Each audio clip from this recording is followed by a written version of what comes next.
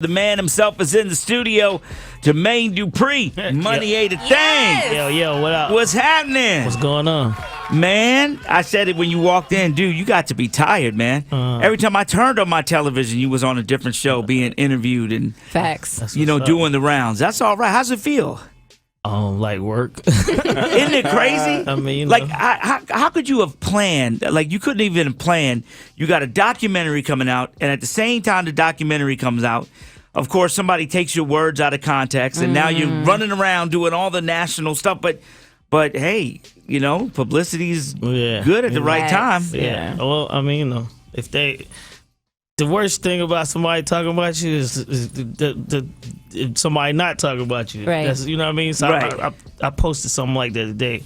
But I mean, it's crazy because people think I planned all of this. It's like, Really? I ain't planning to talk about female rappers. I was planning to talk about my TV show. Right. But it just happened like that. You know what? That's God. That's when you know God is.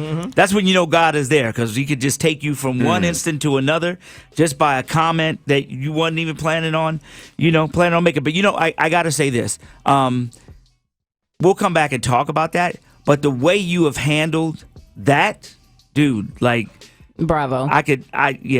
I give it to you, bro. You've mastered this thing, man. You've mastered this thing. Because you're cool on all the shows. Yeah. And the way you've been walking in and the way you've been honest and answering all the questions. And we'll get back to it. I just, from me to you, like, wow. I've seen it. You know what I mean? So you've done a great job. So let's talk about this thing, man.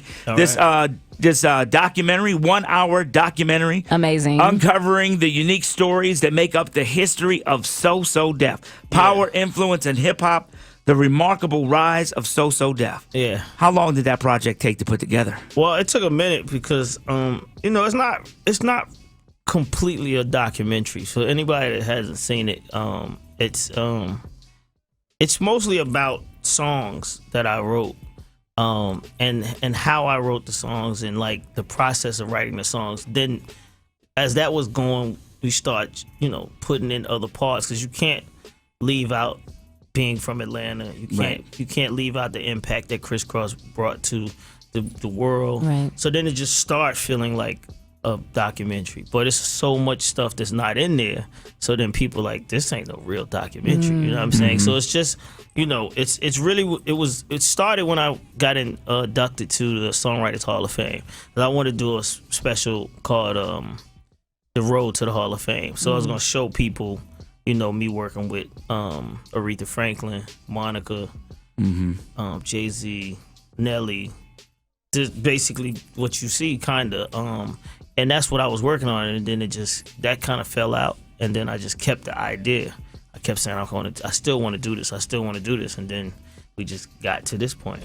It's incredible. Your songwriting process is so incredible. I watched it. First of all, the documentary is insane. And you're one of like only 2 hip hop artists to be inducted, right? Is that correct? Well, yeah, and Missy got in this year. Oh, right. So now one of 3, which is amazing. So you were talking about how you wrote Confessions when you were driving by the Beverly Center and you saw it and you painted this picture in your head. Is that your process, like for every song? No. No? No, that was, I had writer's block, so I had to leave the studio. So I got in the car because I couldn't write in the studio. So I was like, I got to get out of here. So that was a writer's block moment. And as I was driving, it's crazy because I was leaving the studio to get away from the studio. Right. And as soon as I got on the street, it made me write it, and I turned right back around and went back to the studio. Crazy. Amazing. That's wild. Yo, So Def, man. It's an iconic label run by you, a black person. It's in there with the Motowns and everything else.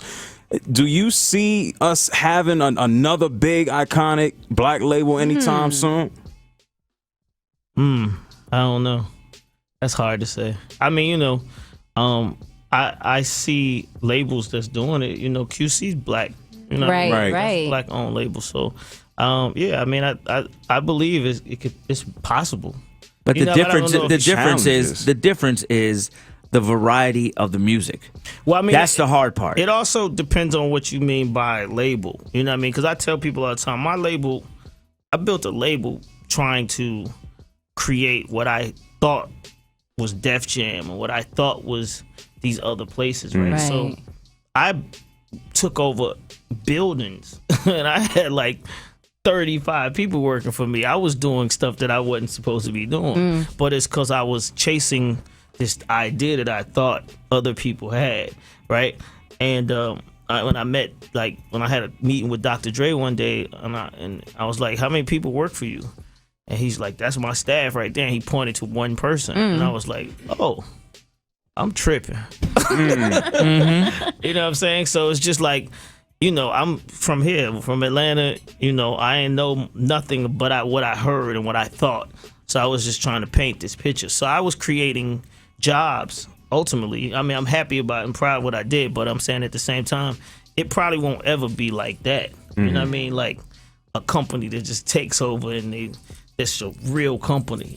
I had marketing, promotion, art, everything was in my building. JD, I've told you this before, so I remember when they were releasing Jay-Z's album in New York. They had this big album release party, and Kev Lyles was like, "Yo, you got to come up to this album release party."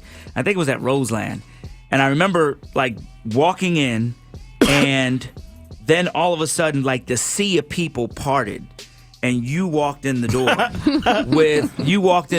with the Brat and a bunch of other people from down here, and it was like you're walking into Jay-Z's album, for Reasonable Doubt, and then here you go, parting the sea. It was like a sea of people, and they parted the sea, and you went right up into the VIP area and whatever. Like, dude, and I was like, because I was coming from the Northeast, right? So I didn't understand the power that you had, that impact, but it was there, bro.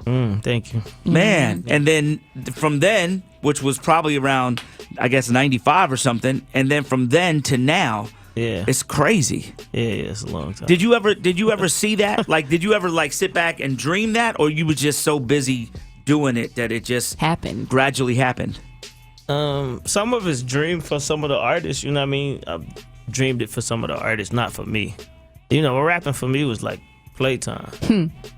I was just doing it just to be doing it, and then I was writing, and then people kept hearing me write these songs, and it's like, "You should rap." I'm like, "Yeah, whatever." You didn't want to do it? I was just, because I was just I write a whole bunch of songs, so I'm just like, I'm not listening to it for music to be heard. I'm listening to it for somebody to come do it. Right. So, it wasn't really like a serious thing at first till I did Brat Record, and then it was like, oh, JD rapped on Funktify, so then it's like, oh, people want me to rap. How much influence did your dad have on what was going on with you? Because he was obviously in the business, right? But you were like out there. Yeah, well, I mean, my dad had a lot of influence on just introducing me to the music business in Atlanta, period. My dad was like a road manager, stage manager type of thing for like Peebo, from Peebo Bryson used to live right there. SOS Band, Brick, and it was a record company here called Bang Records, and my dad used to work for Bang Records, and so I used to be around all of that. That's why that's how I grew up. So that my whole upbringing, even me getting on the Fresh Fest, my dad put me on the Fresh Fest. So just me growing up in music, all that came from my dad. Yeah, man. You've been through everything. You started off dancing and writing. And what else we got coming up, man? and a Vegas. Oh yeah, the DJing. Yeah. I mean, well, you saying as far as after this? Nah, just what's next after this? We know you got the cypher that's coming up, but when it comes down to JD, So Def and your businesses, I'm probably I got a movie idea I'm about to do. Nice. You know what I mean? I got a couple of more TV shows. Just keeping the same thing going, just constantly doing it. And TV, a lot more TV shows. So real quick, with all the controversy that came up about what you said about female rappers, did anybody say were people mad because you didn't say it about the male rappers and you specifically just targeted the women, or because the question was about the women? That's one of the things that people was really saying, why you ain't say nothing about them, and I'm like, nobody asked me about them, right? What's your thought about them? I mean, I feel like it's a group of rappers, male rappers, that do the same thing as well. They talk about the same thing. And I think that's what people miss. Like, if I said, the girl, she asked me a question about a specific girls, these girls, and she named the girls. Like, that's what I couldn't understand, why people was like, he said all female rappers. I'm like, since when is these names represent everybody? You know what I mean? But that's how everybody took it. So when she said that, I'm just like, I can't really tell you who's my favorite. From what I'm hearing, it sound the same. Okay. You know what I'm saying? And that went crazy. They chopped up what you said and took it out of context. Out of context, They never chopped it up. The Shade Room just never posted that question. Just your The response. whole thing, yeah. Like They you chopped started off the front of convo. it. Posted the question. They just posted me saying exactly what I just said now. I can't give you a favorite because it all sounds the same based on these people that they asked me about. Right. Wow. JD, last question, Jade. I mean, you've done so much. Like, I keep gushing over it because the documentary was insane. But for you, what surprised you the most in your success? Like, what was the most surprising moment for you personally? Big or small? Getting inducted into the Songwriters Hall of Fame, because you don't realize that music has been going on for so long, and you walk into a room full of people that you admire, people you done read about, people you look up to, and you realize that for 45 years, it's never been somebody in that room that's like me. Wow. Amazing. Jermaine Dupri, Wow. everybody.